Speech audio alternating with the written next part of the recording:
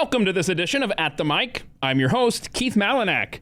Today I sit down with a guy who has written comedy for big names in entertainment, has been the editor-in-chief for an interesting magazine, and he suffers from a mysterious affliction that he still hasn't figured out. Maybe you can help. Jack Helmuth is coming up. First, let's talk about this month's featured brew over at American Pride Roasters Coffee. An avid conservationist, historian, rough rider, president, and the original bull moose, we're speaking of Theodore Roosevelt. He overcame the poor health of his youth through hard work and strenuous physical training, and he eventually became the symbol for rugged Americanism during the early days of the 20th century. In fact, the dude took a bullet and still managed to give a 90-minute speech. Did you realize that Teddy Roosevelt was an avid coffee drinker, too? His son once said that Roosevelt's coffee mug was about the size of a bathtub, and he supposedly drank up to a gallon of coffee every day. Oh, man. Check out the Teddy Roosevelt blend. It's a full city roasted bean from Brazil, where Teddy went on a near-deadly expedition into the wilderness. It's a story I would encourage you to read about if you get a chance. But this blend in Roosevelt's honor is available now at aprcoffee.com. Look for the Teddy Roosevelt blend, and when you get to checkout, don't forget to use offer code ATM. It stands for At the Mic, and you're going to get 10% off your purchase price. That's the Teddy Roosevelt blend, available now at aprcoffee.com.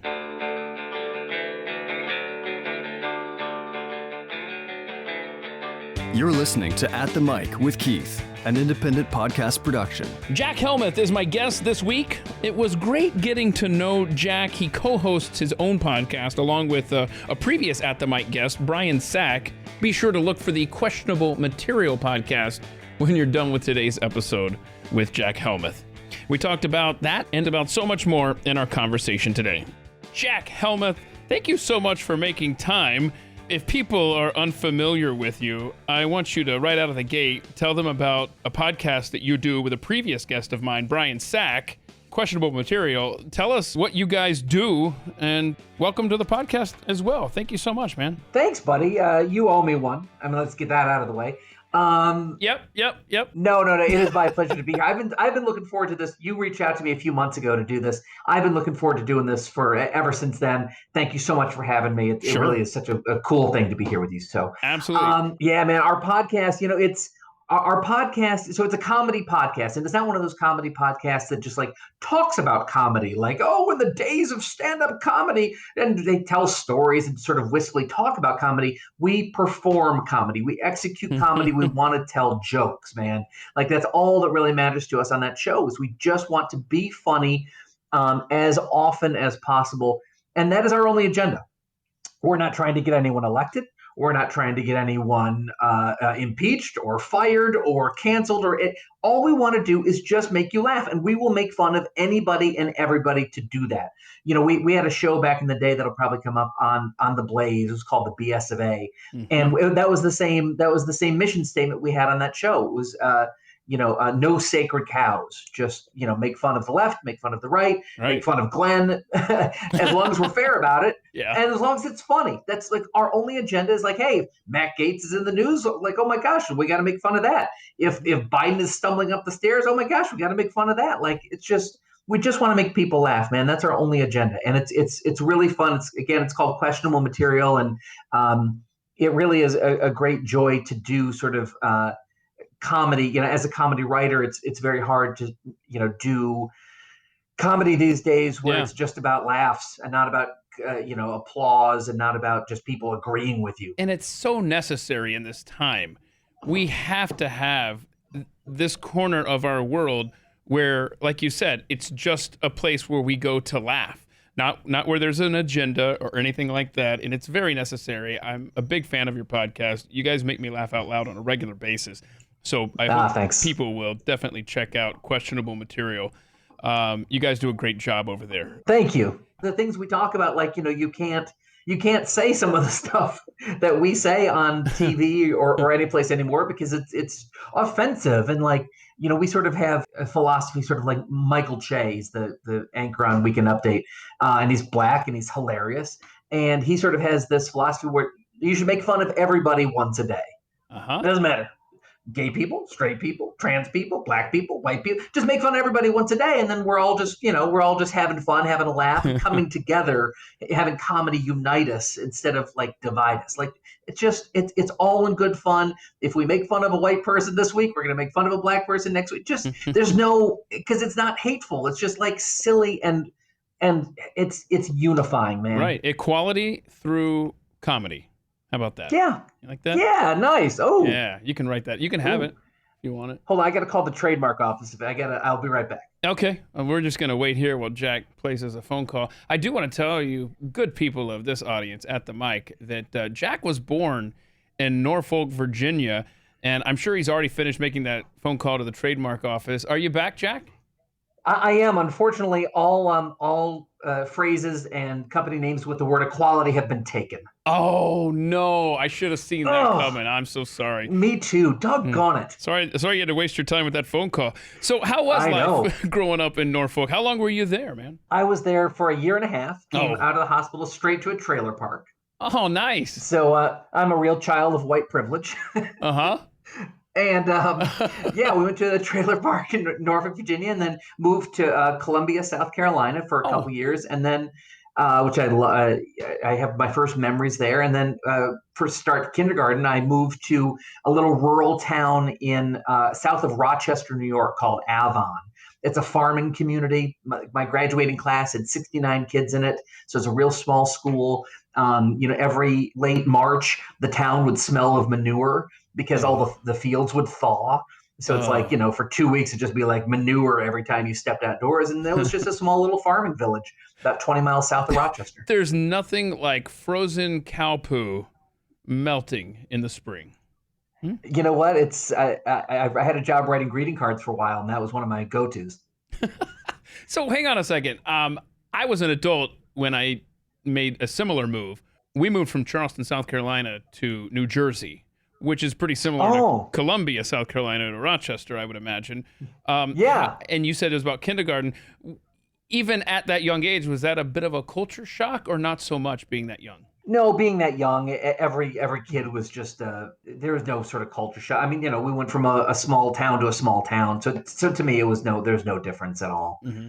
And you were an only child, much like myself. I wish I had been using this line for the entirety of my life as well. When I asked if you had any siblings, you said, no, your parents realized that they got it right the first time. No sense in messing with perfection. I did say that. So do you like, I ask all of the guests who are only children, such as myself, are you more on the side of, I'm glad I was an only child, or do you wish you had some siblings? Because there's pros and cons on either side, right? There are. It's so funny. I made very clear to my parents that I was very happy with the situation as we had it. And I would tell Mommy, Daddy, I had a nightmare that we had another baby, that you guys had a baby, because I was real happy getting all the attention. I wanted to be like the focus. I wanted all the love and all the whatever presents, whatever my little child brain wanted. I wanted to be an only child because I did not want to share, I think, my parents' love. I mean that very sincerely. And once we were finally at an age for them to divorce by ninth grade, I think that's when I realized, like, it'd be nice to have a sibling to talk about stuff with. So I think once I became a little bit more mature and not such a, selfish pig, I realized, like, it would have been nice. Maybe that was a blown opportunity. How was life then? Did you spend your entire childhood then in Rochester, or did you move around? Because it sounds like you've been doing a lot of moving around early in life. It's funny that you mentioned that. Once we landed there, that was it. And I am now in the process of helping my mom fix up and sell that childhood house, the only house I've really ever known. That was our first and only house that we bought in 1980, August of 1980. And 41 years later, I'm helping her sell it. And so we certainly stayed put there. And so you then go off to college. You go to Syracuse University. And people in broadcasting know Syracuse and Northwestern, schools like that, as big-time broadcasting schools. Is that why you went to Syracuse? Yes, although I'm third-generation Syracuse. My mom went there. My aunt went there. I had a bunch of other cousins and other people like that who went there. And my grandmother went there.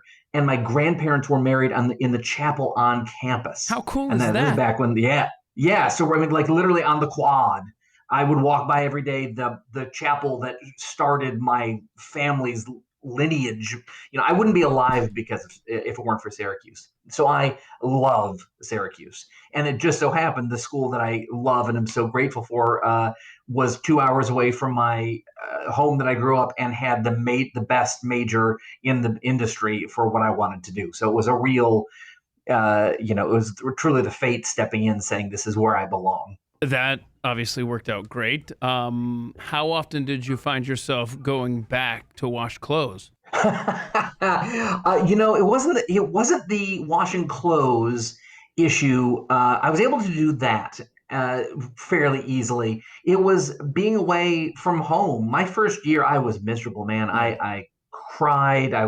Look, like I said before, I had a graduating class of 69 kids. My freshman dorm had 85 kids on their floor. So it was like, where the hell am I? This is huge. This is too much for me. It's, everyone's going way too fast. I'm just a hick, a goober, and all those things are still true. I just happened to get in the right industry and marry a pretty lady. I just got lucky. So I was miserable my first year, just feeling like I didn't fit in and feeling overwhelmed. And then I adjusted, thank goodness, and stuck with it and came to truly love it. But, true big fish from a small pond entering a very big pond, and I felt overwhelmed. Well, you graduate from Syracuse, and your background in the entertainment industry is all encompassing. Tell us all of the places where we might have seen your work and not been aware that you were the guy behind the jokes, behind the laughs. Tell us some of the places that you've been in your awesome career. Thank you for that. Well, so I started off, I got internships at The Tonight Show with Jay Leno in the summer of '95. That was the Hugh Grant summer, if you remember that. Wait a minute. The Hugh Grant summer, that's what propelled Jay Leno, right? That show took him past Letterman for the rest of his career, correct? Precisely. July 3rd, 1995, a Monday. Hugh Grant is pre-booked before he picks up Divine Brown, a prostitute on Sunset Boulevard. And this is when he's like married to the most beautiful woman on the earth, Elizabeth Hurley, gets caught in the Divine Brown thing and honors his commitment to the booking and comes on the Tonight Show. And how amazing is that? Yes, right? And Jay Leno delivers the line that every radio station in America played all the next day, all week. Hold on. What the hell were you thinking? That's what I wanted to see if I could remember it. I was going to say. I'm sorry. No, you're fine. I was going to say, like, what were you thinking? But yes, I got you. Yes. So, good job. Did you have any interactions with Mr. Grant backstage beforehand, or is that not an area that you were involved in? I just wondered, what was he like backstage? Was he nervous? Was he sweaty? Was he calm? Was he joking around? What was the mood back there? Well, I'm sure he was stammering a lot as he spoke and playing with his hair because he's Hugh Grant. But beyond that, I don't know. Yeah. I did not see him. That was such a big deal. I certainly had lots of guest interactions back then, from Elle Mcpherson to Bill Maher to Ellen Cleghorn to George Foreman to all sorts, but not Hugh. Which of these celebrity guests sticks out for one reason or another? Well, I have a decent number of these stories over the years, but from the Tonight Show summer, it was George Foreman being able to shake his hand. I'm like, yeah, I'm going to shake, the hands of the heavyweight champion of the world, one of the greatest fighters to ever live. This is going to be a handshake, to remember. It's going to be like shaking hands with a block of iron. And it was he had just big squishy mitts. It was just like, oh man, that's not what I thought it would be. These big squishy hands. And I was like, oh, geez, that's weird. Please tell me he was a genuinely nice guy to you, because the reason I ask is I was asked, I forgot who asked a previous episode of At the Mic, of all the celebrities I ran into, who was the nicest one to me, and far and away, it was George Foreman. Please tell me that was your experience. Oh my gosh. Oh, he was lovely. Yeah, he's a genuinely nice guy. No joke. Oh, that's so funny. Yeah, that's great. He was great. And boy, those big squishy hands, man, that was a shock. I was ready for to enter manhood, and instead it was just like a bag of marshmallows. Any celebrities the wrong way that you'd want to tell us about? Yeah, a couple. Elle Mcpherson got out of her limousine. I was supposed to meet her limousine in the back in the. They were dropping her off, and for some reason they had just me go and bring her from the limo to the dressing room area. And she just regally exits the car and extends her hand gently and says, "Hello, Elle." And I'm like, "Yes, I know, you're Elle." And it just struck me as so funny, just Elle. Elle. Elle. And she was a pretty lady. That was fun to see. I've had lots of celebrity encounters over the years. Two that stand out as somewhat extra noteworthy. One negative, which is what you had asked, and that was Mariah Carey. I was a script PA, which meant I just sort of kept track of the script for the 1997 MTV Video Music Awards, the VMAs. So that was a big show, right? And I'm backstage right in the area, like 2 feet off of the stage. So it's where the presenters and celebrities would wait the second before they appeared, on stage, when you see the celebrity walk out in an award show. Well, like I was in the area just feet away from there where they could like look at the script before they entered the stage. Mm-hmm. And Mariah Carey comes in and she sits down in her flashy, gorgeous dress. And she's drinking a full flute of champagne. And I'm like, oh my God, she's just, chugging champagne. And an assistant runs up. As soon as she sits down, she crosses her legs, and an assistant comes down, gets on his hands and knees, and without looking at her, just starts scuffing her high heels.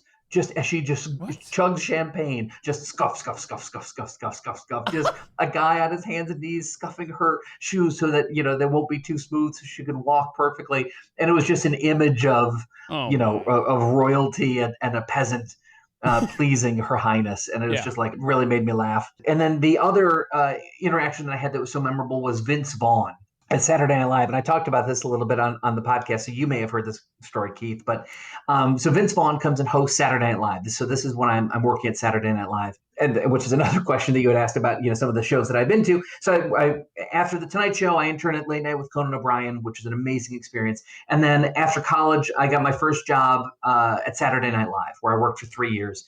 Got my first jokes on Weekend Update there, was Steve Higgins' assistant. Did lots of stuff at Saturday Night Live. And Vince Vaughn came to host that week. And I was pals with all the cast because, you work well together.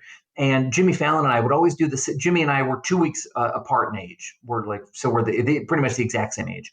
And, we're both 24 at the time, just being silly kids and whatever. And we would always do this bit where we would see each other in the hallway. And based on who made the harder eye contact, that person was the aggressor. So you would, see each other in the hallway and then just start race up to the other one and just hop on them and just start pounding them. Like it's like a frat house. You just pound on them, and then you get them on the floor, you humiliate them, and then you just who's the boss now, Jimmy Fallon? And you just just silly, just 24-year-old, lots of testosterone type of ridiculousness. Well, Vince Vaughn is hosting, and he happens. Jimmy and I do this not knowing that he's going to see it, and he saw it. Later that day, it's the Tuesday night. Tuesday night is the night when everyone stays super late. They stay till 6 a.m, writing all the sketches that will then be read at a read-through on Wednesday. The sketches will be picked for that Saturday show. So it's super late at night. It's about midnight. And Vince Vaughn goes into to my boss's office, to Steve Higgins' office, and he says to me, "Hey, I saw what happened with Jimmy over there. I'd hate for that to happen to me. That was awful." And I'm like, "Yeah, okay." And so I immediately ran to Jimmy and I'm like, "Hey, Vince Vaughn just said this to me." And he said, "Hey, he said the same thing to me too." I'm like, "All right, well, it's on." So later on, Vince Vaughn is in Chris Kattan's office writing what I'm sure is going to be a bad sketch. And we grabbed some empty pizza boxes because, we had pizza, midnight pizza or something that night. So we each grab a pizza box and we knock on Kattan's door. "Hi, did somebody order a pizza?" And Vince Vaughn looks up and he's like, "Oh no." And so Jimmy and I jump on him. We just jump on Vince Vaughn. And I've literally he was on the cover of GQ that month. And I'm grinding his face into the carpet, being like, "Oh, no. Hey, pretty boy, you feel so good, cover of GQ. Not so pretty now, are you?" just ridiculous, whatever, all this stuff. And then for the rest of the week, like when you would see Vince in the hallway, he'd walk like behind a trash can to avoid coming anywhere near me, as if he was a victim of assault. And so we're like, well, we thought that was so funny. But then here's what we did. We decided we would do it again during a rehearsal. So we only tell 2 people that we're going to do this. So they're rehearsing a sketch on a Friday. With all cameras on, all crew, the control room full. So we only tell 2 people that we're going to do this. The director of the show and Will Ferrell, who is co-starring with him in the sketch. It was a really good sketch, by the way. And so we tell them that we're going to do this, but no one else. So they start the sketch, and we go to the costume department and wardrobe department, and we get pizza guy delivery outfits, and we get fake mustaches and pizza boxes. And we interrupt the middle of the sketch and say, did somebody order a pizza? Oh. And the look on his face was like, oh God, not again. And we hop on him on the stage at Saturday Night Live, pound him, and then race off. And all the camera guys are like, what the hell is that? And we race off laughing. And he's just like in a puddle on the stage afterwards, just like, and we're watching on the monitor, which is broadcast throughout the building. The broadcast goes all the way to Burbank in California, all this stuff. And it was just, and at the party, at the rap party that night, Saturday night, it's like 3 a.m, and he comes up to me and he gives me a big kiss on the cheek. And he's like, thank you for this week. Thank you for just treating me like one of the guys, for just being cool and funny. And like, it meant a lot to just be treated normal. How and cool. I will never, ever, ever forget that. That is cool, man. Yeah, he seems like a genuinely nice guy. I loved him. Yeah, I'll say that if you guys did that to me, you would not have the same response. Okay, just letting you know. So you've been around with Leno and Conan and Saturday Night Live.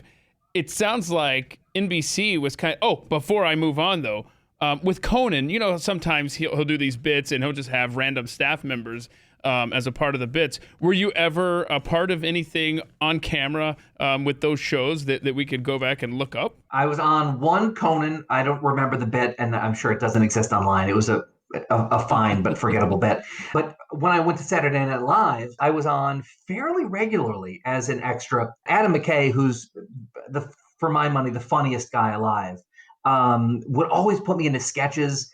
It was so cool. The staff members, the writers would put me in things a lot. The most memorable ones, I would do my weekend update jokes, and then I would do these little extra things, which was great to get the extra money. Yeah, and again, I was just in the background.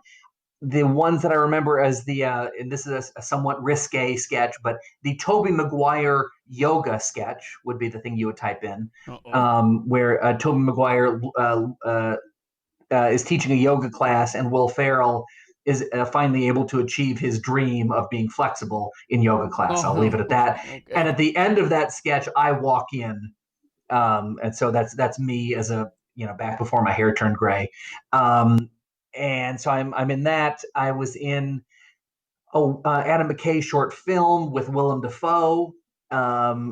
So that, if you just type Adam McKay, Will Ferrell, Willem Dafoe, that sketch would come up. I forget the name of it at this point.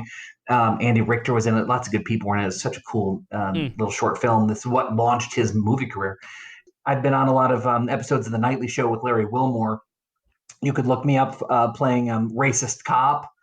Larry Wilmore, Racist Cop, where I bust his desk. I say, hey, this desk is registered to a Mr. Stephen Colbert. And I'm like, no, sir, it's okay. I took over his time slot. And I'm like, but what about this busted taillight? And Larry's like, what busted taillight? And there's a taillight at the end of the desk. And I just take my billy club and smash it. And like, this busted taillight. Just, play what you know. So I always played the white racist idiot on The Nightly Show, which is super fun, and it paid a lot of money, and I love that. But that's probably where you can see me. You can see me in the film I made with a bunch of cool people. Matt Walsh, who's also one of the funniest people alive, and Rob Riggle, Rob Hubel, all these people in a movie I actually made that I co-starred in called May the Best Man Win. It was an improvised, we shot it Curb Your Enthusiasm style, where we basically sort of wrote the outlines of the scenes and then improvised all of the dialogue. So we told everybody what their characters were and where their characters were going. And then we improvised the movie, and it turned out great. We wound up getting distribution for it. We made it for Oh, wow. $25,000, and yeah, it was really cool. It's one of the things I'm most proud of in terms of, the movie's fine and funny, and it's a great premise. It's two best friends compete to be the best man at their third friend's wedding. So it's sort of like it's about how it hurts if you're not chosen to be someone's wedding party. You take that real emotion and then you find the comedy in it. And so I think that's on iTunes and all that stuff. Oh, cool. May the best man win. Okay. May the best man win. So I've performed. I realize that there are better performers than me out there. You get a little more mature and you realize I'm fine, but I would much rather produce and create and write something for someone who's a better performer than me, because they're better and the better people should be on air. But I'm perfectly adequate. I think that people will realize that you're more than just adequate, Jack, when they listen to questionable material. But tell us one of these jobs. I found this interesting. You were the editor-in-chief of Jugs magazine. Walk us through that experience, and if I have to edit out of the podcast later, I'll take care of it. I can do this PG. Yeah, so I was waiting for a pilot on HBO that I had written for to be picked up or not. And it was like we were told there's going to be like a 3 or 4 month window. It was like a late night show. It was Rosie Perez was going to take over the Chris Rock slot. I don't know if you remember when Chris Rock had his HBO show. Well, when Chris went on to go do movies or whatever, they wanted to keep that time slot, comedy and cool and everything. And, if you think of the voice of a Latina woman, you think of Jack Helmuth and you give him a writing job. That just makes sense. Of course. It was actually really cool. Let me tell you a quick story about that. Rosie Perez, Latina woman, had an executive producer who was Black. And they interviewed me, and I joked about that in my interview because I had a really good packet, which is like a writing sample, and they thought my jokes were really funny. And so I sort of made that same joke. Well, like, hey, if you want the voice of a Latina lady, then I'm your guy. And for people, since this is a podcast and you can't see me, I'm as white as a piece of paper. I'm just like, I am Wonder Bread. Like, Wonder Bread is too ghetto for me. Like, that's how white I am. So I joked about it. I'm like, and Rosie told the story that she asked Chris for advice. Like, should I just hire a bunch of Latino people or Black people or whatever? And he's like, no, don't do that. And he gave her the advice Lorne Michaels gave him. I can't. That's all the Chris Rock I can. No. It works. It works. Oh, good. I can do Jay Leno and Norm Macdonald. I can't do Chris Rock. Oh no. Let's hear Jay Leno. I want to hear Jay Leno now, real quick. Oh, hey, everybody. Hey, Kev. So I saw this in the news. Monica Lewinsky. Well, that's all I mean. That's crazy, Jay. That's decent, Jay. And then Norm. Hey. So David Hasselhoff is in the news. Hey.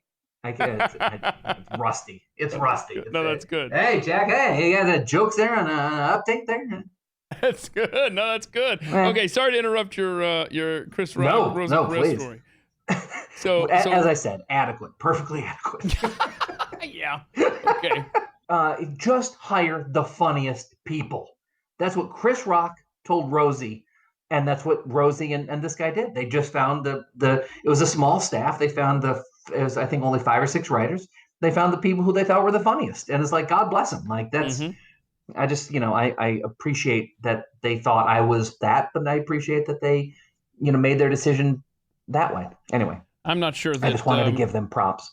The business world is a meritocracy anymore. So I'm glad to hear that at least it was at one time. It was, and it is definitely, you are correct. That has definitely changed. So I'm waiting for this show to get picked up by HBO. It tells us they're going to take a long time to decide this. And my girlfriend, so that means I'm unemployed for 3 months until I find out whether I have this fancy Writers Guild job or not. And my girlfriend sees in a newspaper, back when they had those, a little want ad for Jugs magazine. Wanted writer / editor, $36,000 a year. So she said, you know what, you should apply for this. Wait, and it said the name of the magazine in the ad, huh? Yes. Wow. She's like, you should do this. It'd be a hilarious experience, and you could go write a sitcom about it someday.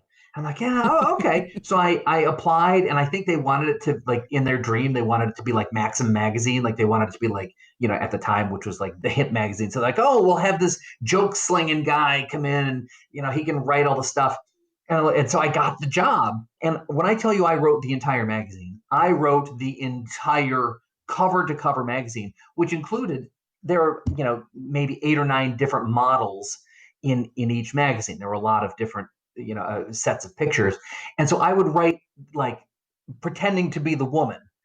Oh, I like it when men stroke my hair or whatever. No. I would write that. Yes, sorry, dude. No, so wait a minute. So dudes are reading this magazine thinking, okay, I got to write this down.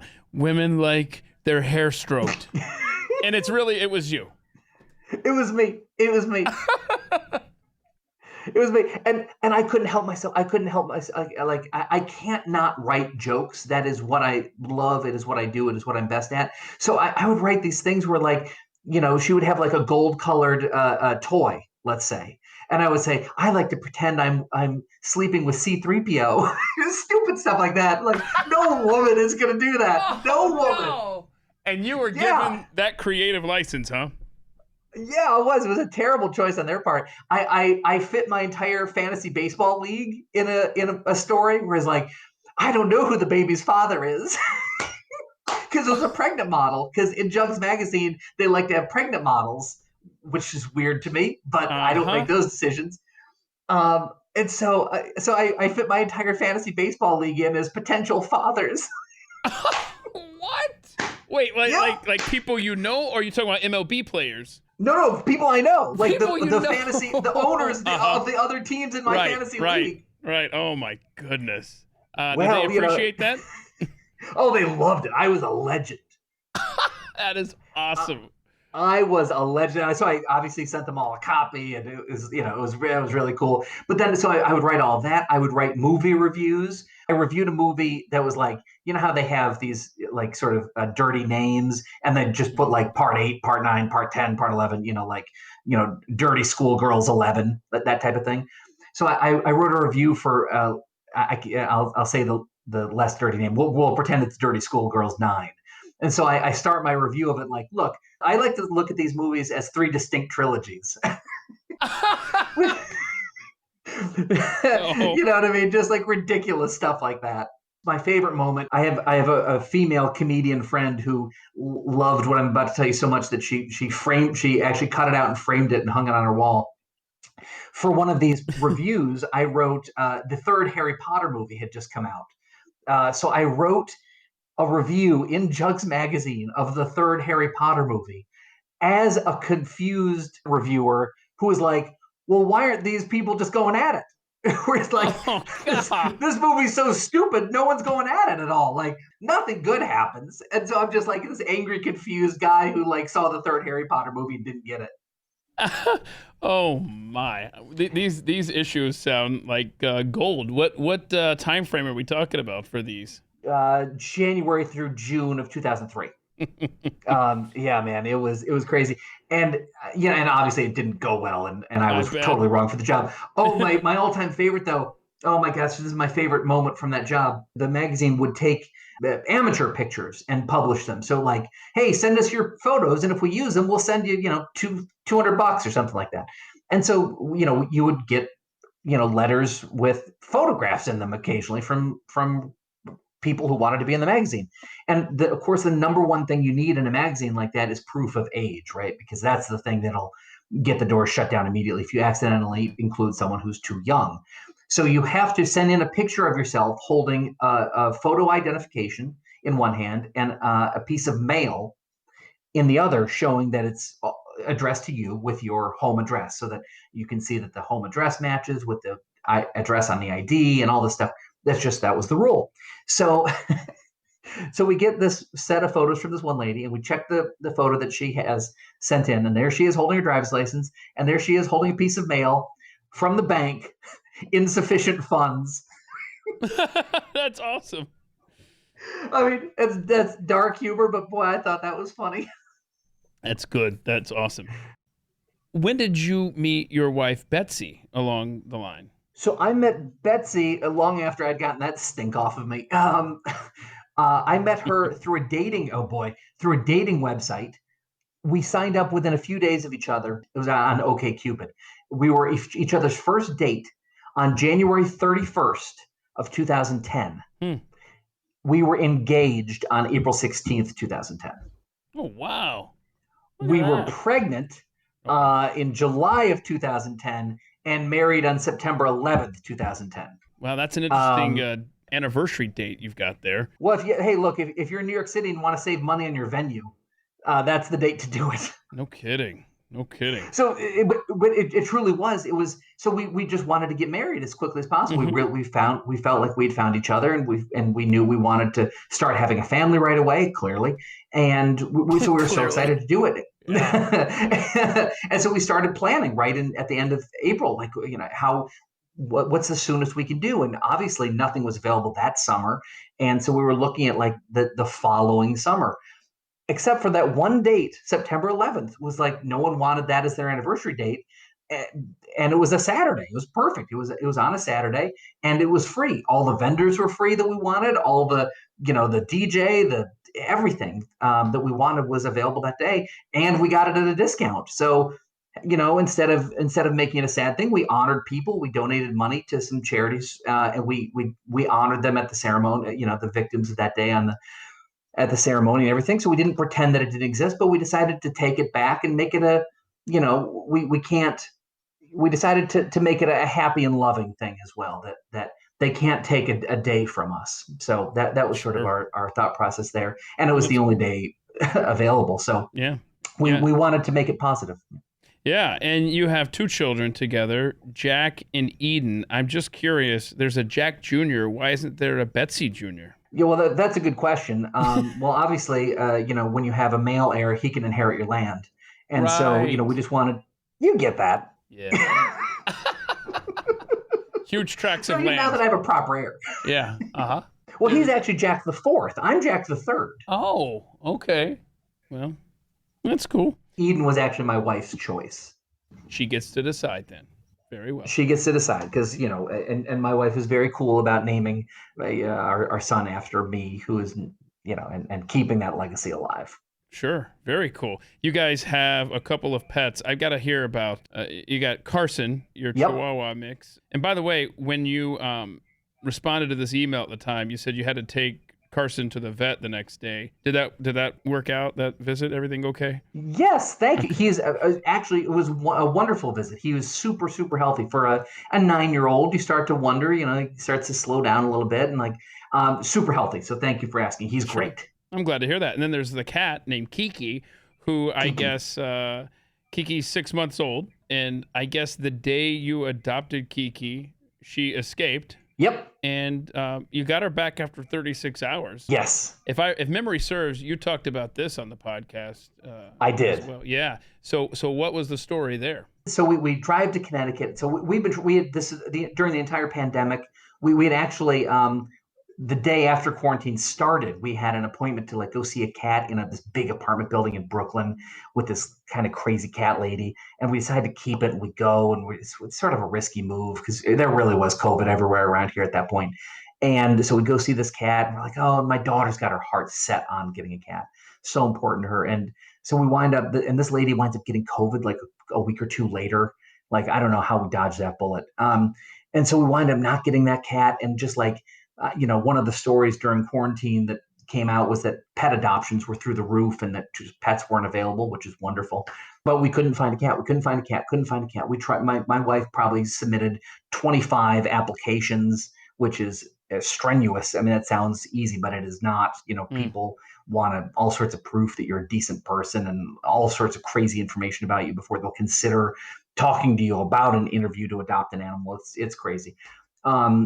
So we finally find this cat. We just paste, $700 and just say, heck with it. Hypoallergenic cat. We're just going to go get it in Connecticut. We're driving home with the cat. The cat falls asleep. This little angel, this 2-pound puff, 2-pound white puff. Maybe she's 8 weeks old at most. The kids are holding her. We pull up to our house. The cat has never been there. We're taking her into the house. My son is holding the box that she's in. A dog barks. She gets spooked. Leaps out of the box and races away. Gone. The kids are hysterical. I'm sobbing. My wife is sobbing. After everything that is going on in the world, and oh my gosh, we can't even adopt a cat. We'll get back to our conversation with Jack Helmuth momentarily, but first I want to tell you about CBD products as they relate to your pets. Not only your health, but your pets. I'm serious. See, my dogs, they are so well behaved, and I so appreciate that. But nothing excites them more than A, going on walks, and B, the pet treats that are available at drmonroescbd.com. All of the pet treats from Dr. Monroe are made with 90% beef. My dogs go crazy for them, and I can feel comfortable knowing that they're getting zero fillers while I'm helping them with any possible joint pain that may be setting in through that CBD infusion. It's available with the pet drops that they sell over at drmonroescbd.com. So not only are they getting high-quality pet treats that they love receiving, but they're also eating healthy. And I love that. Please head over to drmonroescbd.com. Try these pet treats that your dog and cat, they're both going to love. Use offer code Keith, Keith, when you go to checkout, and you're going to get 15% off of your purchase. And don't forget that 20% of your purchase is going to Child Help, an organization to help abused and neglected kids. You'll be doing so much good for you, your pet, and children who are in need. That's drmonroescbd.com, offer code Keith. We couldn't even get her into the front door. We're the worst parents ever. And so we search and we search and we search. And we have neighbors. Like, the community came together. Like, people posted on Facebook. People drove from like 45 minutes away just who like love animals and just would come with flashlights. People we never met would just come scouring like a 2-block radius, all hours.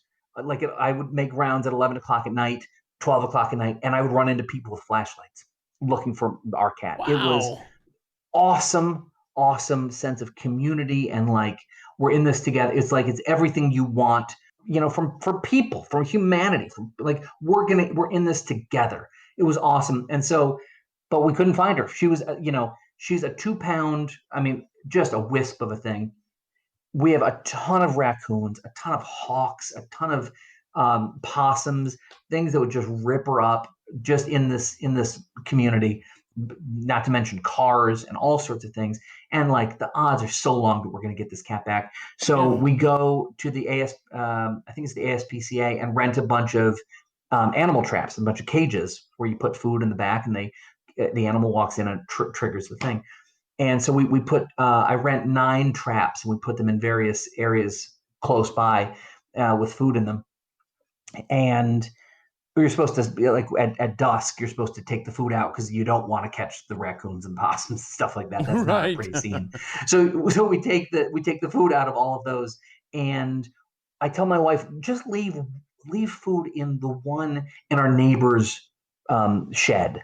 Because I always thought that was just the most likely place where she would be. And like, look, if we catch something else, we catch something else. Let's just leave it there.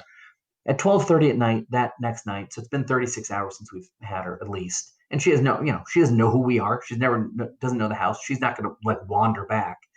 And my wife goes outside and is just listening. And she's playing on YouTube cat mother sounds. Meow, meow. Literally playing cat mother sounds because someone, it's probably like a wives' tale. Everyone has like an opinion on the thing that'll work. Except this worked. She all of a sudden hears, meow, meow, and she's like, oh my god, what? And so she stops the thing, and she's, meow, meow. She goes into the neighbor's shed, and there in the cage is the cat. I can't believe we caught it. That is amazing, man. That's amazing. The odds are insanely long. No kidding. Wow, what a great story, though. Oh, thank you. It was great. And so we're collecting all the traps that, to return them and get our deposit back the next day. And I get to the very last trap in a house, like 2 houses in a yard, 2 houses down. And I go to it, and there's like a bunch of like leaves and stuff in it. And I go to grab it, and I realize that the leaves are a nest for a raccoon that's in there. Oh. So I'm like, what do I do? And it's just sleeping and just happy as it can be in this cage. And so we, have someone come and free it. That is amazing. Tell me Kiki is an indoor only cat now. Oh, we lost her again and gave up. No, I'm just kidding. Look, we went through this once. We're not doing it again, Kat. Goodbye. Absolutely. You kids are going to get hamstered. You're going to like it. That's right. No, she's an indoor cat. Yeah. She's just started sniffing around doors, though, where it's like, what's out here? Oh, like, no, you don't. No, you've already had a lifetime of outdoor experiences, Kiki. You're staying in. Okay. Exactly. Babe Ruth, the Beatles, and Johnny Carson. 3, I was going to say people, I guess technically 6 people that you would like to go back and meet in history. Why'd you pick those? Johnny Carson is going to tell you the best Hollywood stories. He lived a crazy life, the drinking and the women and the famous friends and just, coming up in, as the king of comedy, man. I mean, he was it for late night. And, even though David Letterman is my idol, Johnny Carson is his. And, the stories that Johnny Carson could tell would just be amazing. I mean, the Beatles, I still love the Beatles. I've gotten my son to totally love the Beatles. The dynamics within the group, you would love to see them, like a fly on the wall during like a studio session or something. Because I will tell you, oh my gosh, we were actually making a long drive here from Dallas to New Mexico at one point, and Sirius XM Radio on the Beatles channel, they did it was just like the history of the Beatles, and it took you through, I think it was every song. So it took you through, and there's this Beatles historian guy that would interject before every song and every album that they were switching to. It was fascinating. This guy is a Beatles historian by trade now. He tells this one story. I can't remember which album it was. I don't think it was Rubber Soul, which is my favorite far and away. Oh, wow. But he talks about how they were running out of studio time. They had like 24 hours left to rent the studio. Well, first of all, you're the Beatles. You can have as much time as you need in the studio, okay? But they had to come up with a certain number of songs for their next album. And 4 of these, and I wish I had written down the songs. 4 of the songs on this album, they hadn't written with 24 hours left at the studio. No. And I think it's one of them where they go and they buy this old antique piano. So it wasn't the White Album. It was something around that era. And they just threw it. And these songs are not filler tracks. These all, at least 3 of them, maybe all of them, are songs that you know by heart. And it is fascinating how talented they were. And even when under the gun, no sense of urgency or panic.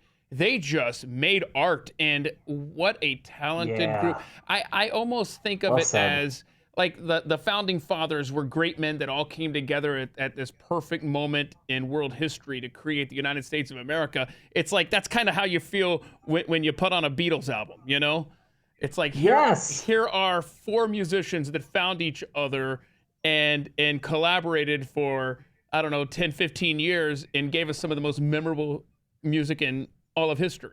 Keith, and that is beautifully said. You're totally right, and that's what makes him. I've always been. I would ruin it though by saying U2 is still a better band though. But anyway, go ahead. No, I think you meant Oasis, but that's I forgive you. No, I didn't. No, they're good. No, they're good. I like them as well. But anyway, I do too. I do too. But I'm with you. Like U2, the Beatles. These are bands that my kids aren't allowed to leave the house from under my wings until they know these songs. Anyway, go ahead. The floor is yours. No, absolutely. Well, I've always been attracted to 2 things: brunettes and talent. And no, but in all seriousness, both those are honest answers. But I always like talent is so attractive to me. Like I love talented people. I admire. I can't take in enough of talent of whatever their art is. I have so many talented friends in the entertainment business, and I just love to see them do what they do. I love to be able to be in a position to help talented people show their skills and their beauty to the world. It's that's I think that list is sort of comprised of people who I consider to be some of the most talented. It's probably why I chose them, because just there's nothing more appealing to me than just people who are great at things. Greatness is really cool. Okay, I got to ask you. You went deaf in one ear back in 2017. Are you still suffering from that? Yes. Yes. What happened? Any idea? Not really. So I'll tell the story quickly, I was eating lunch in Brooklyn, New York, in my favorite restaurant, and all of a sudden, the radio was on in the restaurant, and as it usually was, and all of a sudden, I just sort of heard like a jack that wasn't quite plugged in right to a speaker, just like oh man, the radio is a little wonky right now. I'm like, feels like it might be my ear, and so I like kind of rub my right ear. I'm like, yeah, and I snap my ear. I'm like, oh yeah, it feels like I can hear a little bit less there. Is this something like waxy? What is this? 5 minutes later, it was really like I could barely hear the snap. 10 minutes after that, it was completely deaf in that ear. Oh my. It just shut off and died. I'm like, oh gosh, I'm like, oh my gosh, did I, from like earbuds, did I like rupture a eardrum or something? So I leave the restaurant early and go to urgent care, and they look at the ear and they say, no, your eardrum's perfect. It looks beautiful. Wow. Like you better go to the hospital. So I went to the hospital, and it was a Friday, and like I said, it was a Friday, October 13th, Friday the 13th, and Friday, I guess, is the day that a lot of the ear specialists schedule to do their surgery. So all across the city, and if you're going to go deaf, I would recommend going deaf in New York City because there's really fantastic doctors who specialize in that. And I went to the ear, nose, throat, hospital, and it was really fantastic to get treated. And but there were no specialists because they all perform surgery. So the emergency room people correctly gave me a dose of steroids and told me to go see a specialist on Monday. So I took the steroids, completely deaf in one ear, and went back on Monday. And the lady looked at my ear and she said, yeah, this is called sudden sensorineural hearing loss. It happens to about 1 in 5,000 people. In 85% of cases, some or all hearing comes back. And hopefully that'll be the case with you. And so we need to immediately start you on more steroids, but we need to inject liquid steroids directly into your ear. Oh. So she took a needle, like from a Monty Python sketch, like a comedically large needle, right, where it's like, and shoved it in my ear. No. So I'm on my side. And what she didn't tell me is that it would fill up your sinuses because it's all that stuff's connected. So she gives me the shot in my ear, and then it feels like I'm drowning because it's like, I'm sucking in steroids. So I do that once a week for 4 weeks, and nothing changes. How much pain are we talking about during this procedure type? Like what are we feeling in there? Yeah, just the immediate sharp pain and the immediate introduction of fluids into areas that are usually for breathing, and it was horrendous. It was just awful. Oh, I can't imagine. Yeah, totally terrible and totally scary. I mean, people don't like getting a shot, the size of a pin, let alone no kidding, the size of a I've only of French bread. Yeah, I've only seen a cartoon needle like that once in my life, but that went into my leg for some pain that I had. I think I would leave before I let them put that in my ear. Yeah, it was really terrible. But then what you don't expect when this happens is the vertigo and the complete loss of balance. I couldn't sleep on my side anymore. I had to sleep like completely propped up, so sitting up every night, because I would get so dizzy. It felt like I was on the tilt-a-whirl but like the tilt-a-whirl on crack. Just spin. It was horrible. So I had to sleep sitting up for months and months and months. And then I would get out of bed and I would fall down. Like I was spinning so bad, I'd have to wait 10 minutes from waking up, sitting on the edge of the bed before I could adequately stand up. And then I would have to go from my house in Westchester, which is, 20 miles north of the city, take the train in to see my specialists, all these doctors. And I was literally the guy, here's all of a sudden is a perfectly healthy 42-year-old guy with a cane. I was the guy you got up for on the subway because I had to sit down. I would get on the subway and I would fall over and people would be like, here, take my seat. And it was embarrassing. And, but it was crazy. The vertigo was really difficult. I still can't sleep on my right side. I can sleep on my left side, but the right side, I just start spinning still. I did hyperbaric oxygen, which had the crazy side effect. So I literally got into a chamber with I want everyone to put your hand right now in front of your nose. Just put it in front of your nose. That was the chamber I was in, getting hyperbaric oxygen for 2.5 hours, laying down in a tube with glass like right there on your face, just breathing in the stuff, because that's God. was one long shot remedy that maybe the supercharged oxygen would, increase the oxygenated blood, and the ear would fix itself. It fixed my vision temporarily. I wear glasses, and the oxygen makes your eyes better. An interesting side effect. So I would then drive home, and my glasses no longer worked because I didn't need them anymore, but I still didn't have good enough sight. So I was like, stumbling around with vision problems, Wow, half man. deaf, all this stuff. It was just crazy. And they never figured out what it was. They think maybe it was like a virus attack on my ear, and it just attacked my ear, and that was that. Man, let me ask you this, though. They tested me for everything. They tested Yeah. me for everything, dude. What a nightmare. Can I just ask, though, that the loss of balance, like when you're on the train and stuff like that, that has passed, right? That was from the procedure, correct? Not from the initial issue, right? No, it was from the initial issue. Oh, my That was gosh. 100% issue related. Your body just adjusts Okay. after. It took me about 5 months. Oh, my. Okay, man. Well, let's go back to your childhood. You were 3 years old. Your earliest memory of throwing a yellow Nerf football, landing on an outdoor grill and catching fire. Brother, that sounds like my childhood. That's the kind of stuff I would do. I bet that image is seared into your brain. Yes, it's one of my first memories. We talked earlier at the very beginning of this about memories from South Carolina. That was the first one. Wow. It was. I remember releasing the ball. I remember seeing it and realizing, oh, shoot, that's going to wind up on the grill. And it did. And I remember it being on top of the refrigerator later. My beautiful yellow Nerf ball, charred black. Oh, man. That's one of those things where, like, you almost want to keep that for the rest of your life just as a keepsake. But at the same time, when you do stuff like that, there's a term for that. It's called being a hoarder. But still, wouldn't you love to still have that football? I mean, that's hysterical, man. I don't know. Maybe it's just me. No, I'm totally with you.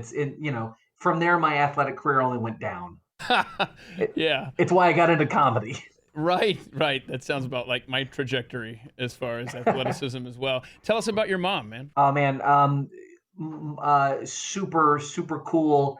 The epitome of a person who does everything the right way, like a rule following way, but not in that nerdy type of way. Just in the way of like, well, it's just the right thing to do type of way. They're just the most centered, moral, wonderful person ever. And she taught me everything I know about people and human beings and empathy and how to treat others and understanding why people behave in the way they do. My mom tells me stories that I would always ask her questions at bedtime, like, why are people evil? And we would just sit and talk about things like that. And but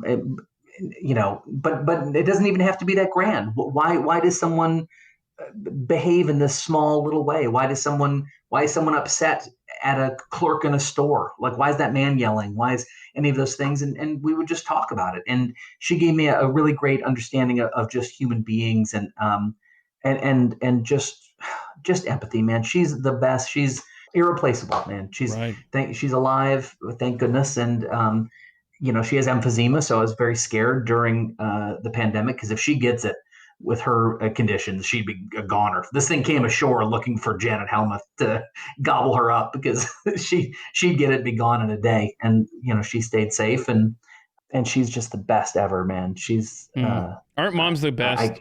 They're the best. Seriously, just the best. We are blessed to have great moms, that's for sure. That's great. Tell us about we are. your dad, because under the section where I ask if there's any regrets you'd care to share, you regret not calling your dad to your room, like when you get scared as a kid. I don't know. You think that really bothered him? I thought it did. And speaking of which, my son just entered the room. Is he looking for something for? Hey, pal. Hey, Daddy, who are you calling? I'm on a podcast right now. Remember how I said I was going to be on a podcast? Yeah. I'm currently on the podcast right now. Oh. And I'm about to talk about my dad. So how perfect that you would come in just now, and now you're crawling away. I love you. Love you. Bye. Bye. Are you okay? Do you need anything? No. Okay. I don't know who that was. Just a strange boy just walked into my room.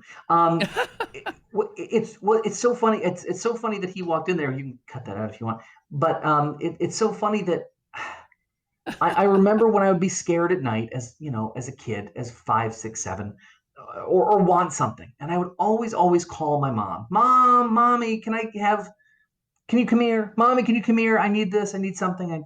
Yep. I'm scared about this. I want water. Whatever the thing was. Mm-hmm. And I would always call her, and I would always be aware that I wasn't calling my dad. Mm. And I always felt guilty about it. I just always, it's something I remembered growing up. I remembered it at all times. I then remembered it when I became a father, whereas the fear of not wanting to be on the receiving end of that, of not being chosen. Because I always felt like, when you're in need, you reach out to the person you are closest to, or in some way. And I always felt like a rejection of him. Wow. And I always just felt guilty of it. Even as a 7-year-old, I was just like, darn it, I wish I wanted to call my dad right now, but I just want mom. And so it tormented me.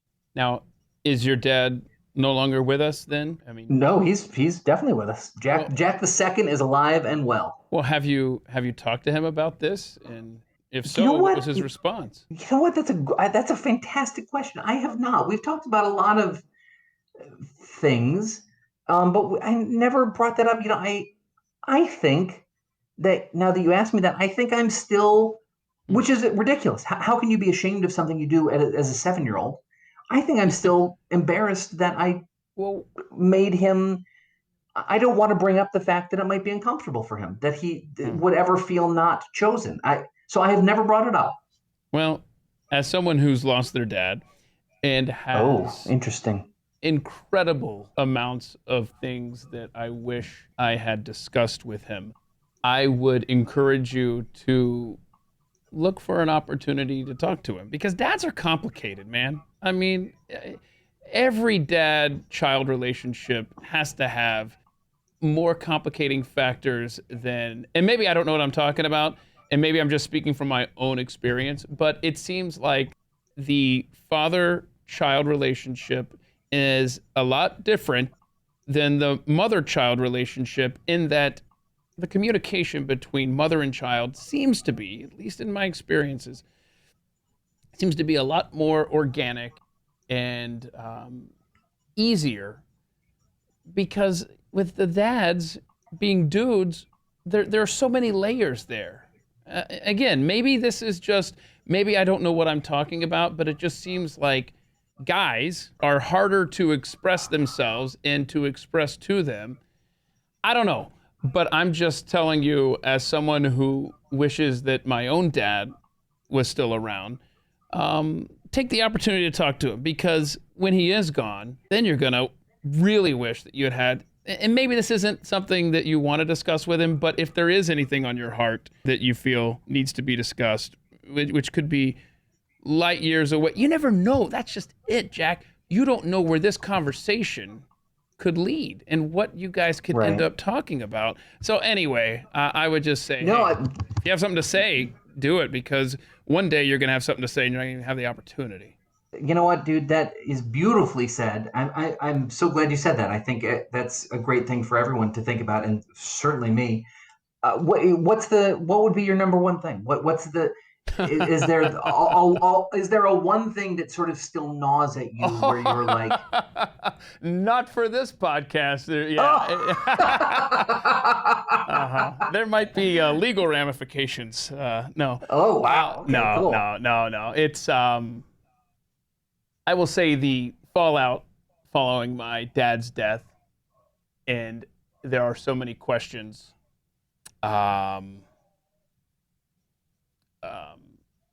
there was such a mess left behind that I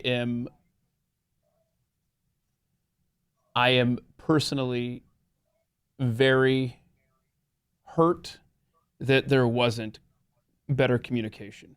In other words, there's some fallout from his death that there's so much ambiguity around a couple of very, very big things that I will never fully know or understand.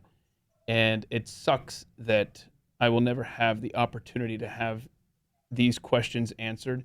And so maybe it's my nature, but I will always default to the worst possible answer to my questions. And I will say this, though. If you're a parent and you're listening to this, don't leave your kids in the dark on anything. Make sure that you take the initiative to talk to them. Because, it's, and you know what? This is the other thing. Earlier we were talking about being an only child. And I'm so grateful that you haven't lost either of your parents. I will tell you that the absolute worst feeling that you will have as an only child is when your parent passes and there is nobody on the planet in the same boat as you. If you had siblings, they would be experiencing everything that you're experiencing. But when you get to that point, and I hope it's way down the road for you, you will be the only person who will be able to relate to how you're feeling. Anyway, let's. That breaks my heart. I think about that. I think I dread that day. I think about it a lot.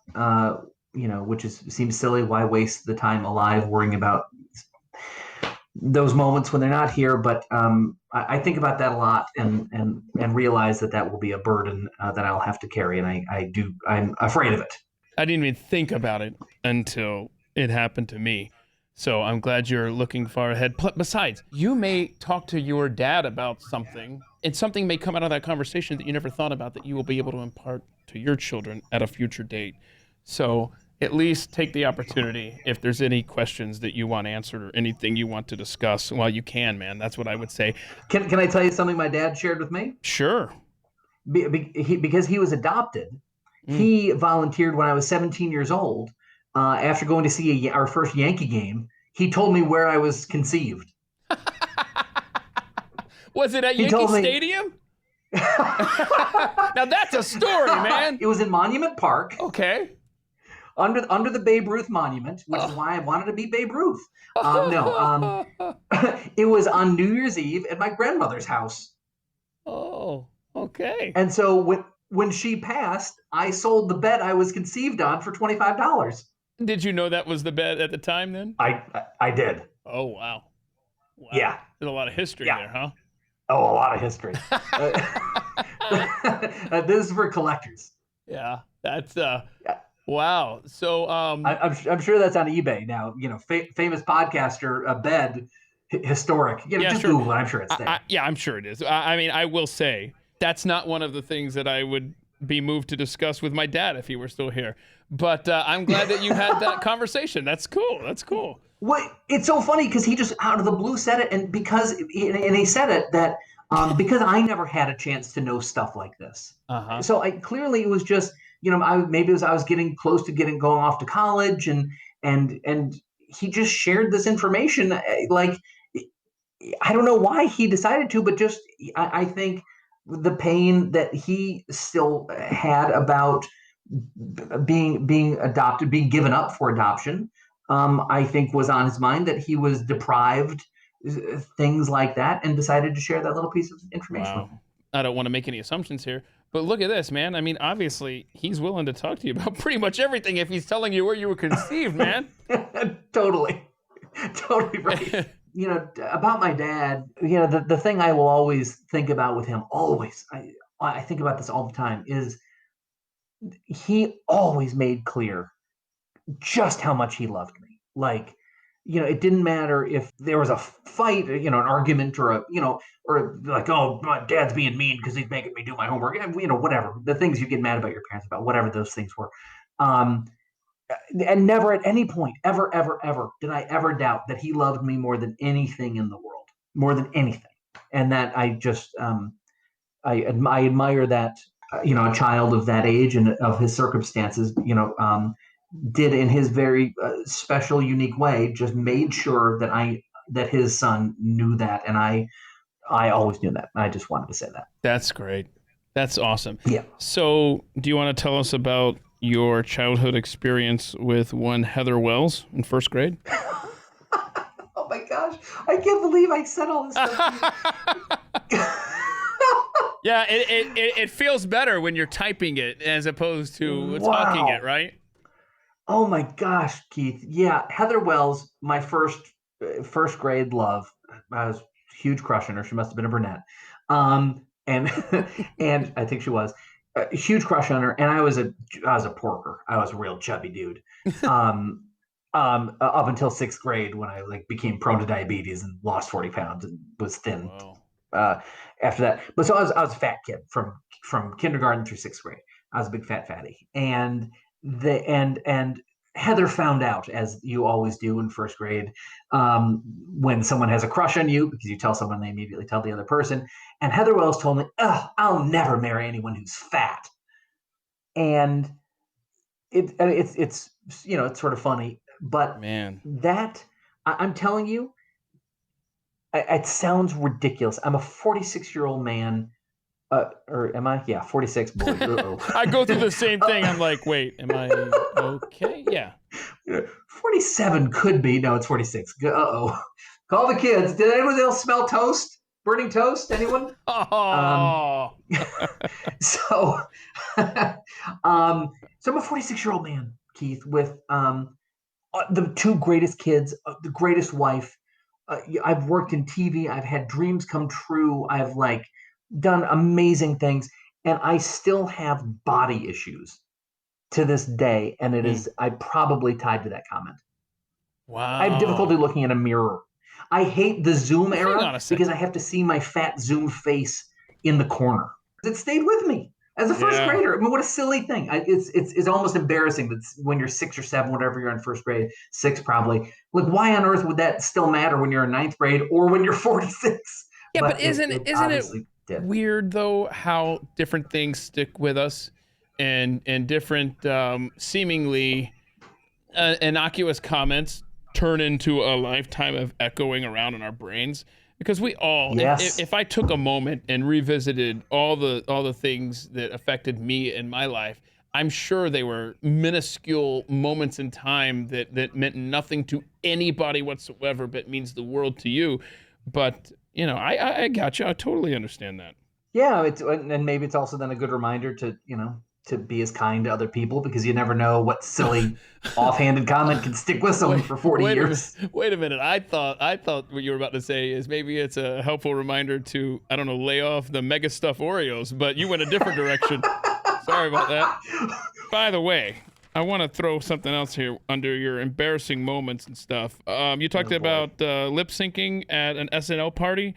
But before you tell that story, I want to ask you, episode 45 of At the Mic, if people want to go back and listen to that, Steve Krakauer was my guest, and he used to go to these after-show parties with Saturday Night Live. He talks about in that episode. I just wonder, any chance that, and you may not even know, I don't know exactly the era that he was there. I wonder if you guys crossed paths in any of these wild parties he talks about from SNL days. Oh, it's entirely possible. I mean, I went to every single one of my 3 years there. That was 60 parties. I went to every single one. No matter how tired I was. Keep in mind, the party started at 1:30 in the morning. Yeah, I think he mentioned something like that. Yeah. And keep in mind also that you've worked a 6-day week at Saturday Night Live, which amounts to about 90 hours, and you are tired in a stressful environment beyond what you can ever imagine. You are so tired. You've done nothing all week, but you're so wired from having just done a live TV show in front of 8 million people, where if you mess up, it's live. If you swear, if you say the wrong line, if you forget the line, if you if the sound effects guy has the sound effect come in at the wrong time, the mistake is made and it's out there forever. Forever. Like the pressure is high, my man, and Yep. it is. So you're wired. Doesn't matter how tired you are. You got to go unwind at this party. Let me ask you this: when you were at one of these parties, was Heather Graham ever there? That's the first question. Yes. Okay. And do you recall if it was raining when y'all were leaving the party that Heather Graham was at? Because One of the things Steve tells that story, his experience with Heather Graham and umbrellas in episode 45. If anyone wants to go check that conversation out. I'm going straight to that when we end this interview. Okay. I am very interested. I got a job while I was at Saturday Night Live at Who Wants to Be a Millionaire. It was my first full-time writing job. And this was back when Regis was hosting. Mm-hmm. And so it was and it was in prime time. So literally, and I don't know if people remember from back then, it was on like 4 nights a week. Right. And it was like all 4 episodes were the top 10 shows in America. So I literally wrote on the number 1 show in America and also the number 4, 7, and 9 shows in America. Wow. In the same week, for that entire run with Regis being the host in primetime. And it was crazy, but I didn't aspire. I mean, even as a 25-year-old, I realized that was not the path for me to what I wanted to do. So I took, even though it meant a step back in money and a step back in status and position, I went back to Saturday Night Live instead of remaining a writer at Who Wants to Be a Millionaire, because what do you aspire to be if you work there? A New York Times crossword writer, a Jeopardy writer? And that's not disparaging those professions. Those are incredibly smart, talented people. But that's not my dream. And so I went back to Saturday Night Live because it wasn't a path for me to meet people and do things where I could then have my dreams come true. So I did not go back to and I bring that up because Heather Graham was the host on the show where I left. And she came into Steve Higgins' office when I was leaving, and she was, stop dead, one of the most gorgeous women in history. I couldn't believe how beautiful this woman was. Wow. Oh my gosh! And then I walked out and went to go write Who Wants to Be a Millionaire instead of being around her all week. She was breathtaking. So you chose Regis over Heather Graham. Regis Philbin. Yes, that's how I want to be remembered. There you go. Anything we've missed here that we need to go back and cover, or do you think we've pretty much covered everything? We've covered almost everything. There's one last thing that I want to talk about. It's the thing I'm most proud of in my career. Sure. I have had a really cool career. I have done really cool, weird. I've been very fortunate. I've put words in the mouths of people from Tina Fey and Jimmy Fallon to John McEnroe to Glenn Beck to Larry Wilmore, and that's a pretty wide array of people. Yeah. To Michael Strahan to Keke Palmer. I have it's been a really awesome ride. I wrote on the number 1 show in America and all these cool things. I cooked with Emeril Lagasse, all the cool things. Right. I'm so fortunate that all of these things have happened. But the thing I am proudest of in my career is that I wrote on the BS of A with Brian Sack on The Blaze for it was about 2.5 years. And we had a book and we went on tour with Glenn and we made that audience laugh. Yeah. That a completely underrepresented audience where that audience feels so unheard and mocked and ignored and everything, and we made them laugh, and it was such a great feeling. People would come up to me. We would go to charity events and stuff with Glenn and perform and do things, and people would come up to us. I mean, they would rush up to us and hug us or grab us by the arm and say, "Thank you for doing this. Thank you. We need a laugh, especially after Glenn. Ha ha ha." All this stuff, and we would all laugh, and they were just so appreciative and so grateful, and it really stuck with me. And I'm so proud of that and of meeting those people, and it's the most underrepresented group in terms of entertainment out there. Yeah, me, and I'm proud of that. And such a great audience too. I mean, they're the best, most generous and kind people. And Yes. I agree with your sentiment exactly as far as them being underrepresented and just completely forgotten. But I'm glad you got that in there. Go ahead. Yeah, and no, and it's funny, and and I'm proud to be able to make that audience laugh. And then my next job was going to the nightly show with Larry Wilmore for 2 years and writing and producing there and making Black Lives Matter, where it's audience laugh. There are many writers who would dare to write for the other side, but at that point, it's not about being a citizen; it's about being a professional. Right. And it's like, you just make people, you write good jokes. Yeah. Yep. You know what? One of the things that I forgot to mention was I love on your bucket list is walking your daughter down the aisle. That should be every father who has a daughter. That should be a goal of theirs in life for sure. And I hope that happens for you, sir. Having daughters is a blessing, is it not? It's a joy that I won't even do it the disservice of trying to describe it. It is because it is indescribable. It is the best thing ever. I was such a career guy, such a comedy only guy, comedy, and I always knew I would love my kids more than anything. And it was beyond that. Nothing matters, other than that they are healthy and safe and happy. And it just puts everything into perspective in life. Everything shifts when you have those kids into the things that matter. And sure does. It's the best thing ever, ever, ever. Yeah, absolutely perfect there. Social media, where can people find you online, Jack Helmuth? I think it's just at Jack Helmuth on Twitter. But I guess that's the main thing. I don't tweet a lot. I tend to save my writing for the gigs and for the podcast. But the thing I would want people to do most, please, is to check out. And the only way for podcasts like yours, which is fantastic, and mine to grow, is for people to tell other people. Right. It really is a word of mouth type of thing. So, please, if someone who needs a laugh, tell people about Questionable Material with Jack and Brian. Yeah. Brian Sack is insanely talented. You guys and are an funny incredible team, and you're right about the word of mouth situation. I don't know what it is with me and Apple iTunes, for example, where there's something messed up with At the Mic, and it never shows up. Not because it's not charting, it's because every time I go in to type in this weird code that they send me to make sure that it does show up, it never accepts it. So I'm at the point where I'm like, okay, well, whatever, it's never going to show up there. But people should know about the Questionable Material podcast, which on Twitter is at Questionable Matt, because you run out of characters, so Questionable MAT.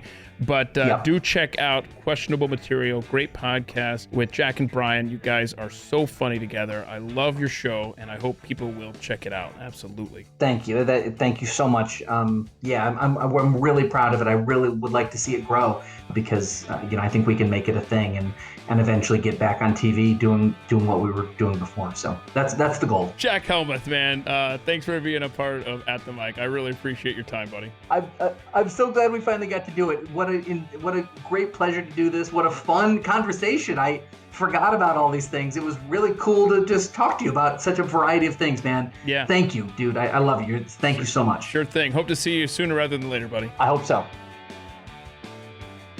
Jack is a lot of fun. He's a great guy. He's a funny guy. And don't forget to check out his own podcast, Questionable Material, QMpodcast.com. He co-hosts that with Brian Sack, and Brian Sack was my guest in episode 44 of At the Mic. So you got a lot of listening assignments to get to. Hey, next time we get together, we're going to sit down with my friend Jonathan Haggerty, who in a previous life tried to get me into shape physically. And I was having none of it. We talked about that. It was a fun conversation. I hope you'll check it out next week. Until then, please go be free, and thank you for listening. This has been At the Mic with Keith, an independent podcast production. Head to atthemicshow.com for archived episodes, sponsor information, and ways to connect. Hey, did you know there's At the Mic Show merchandise now? Yeah. And it's currently at a big discount for a limited time. Head to atthemicshow.com, look for the shop button at the top of the page, or make it easier on yourself and head to atthemicshop.com. atthemikeshop.com. Enter in code FIRSTTIMEBUY at checkout, and you're going to get $5 off and free shipping on orders over $55. That's offer code FIRSTTIMEBUY at atthemikeshop.com.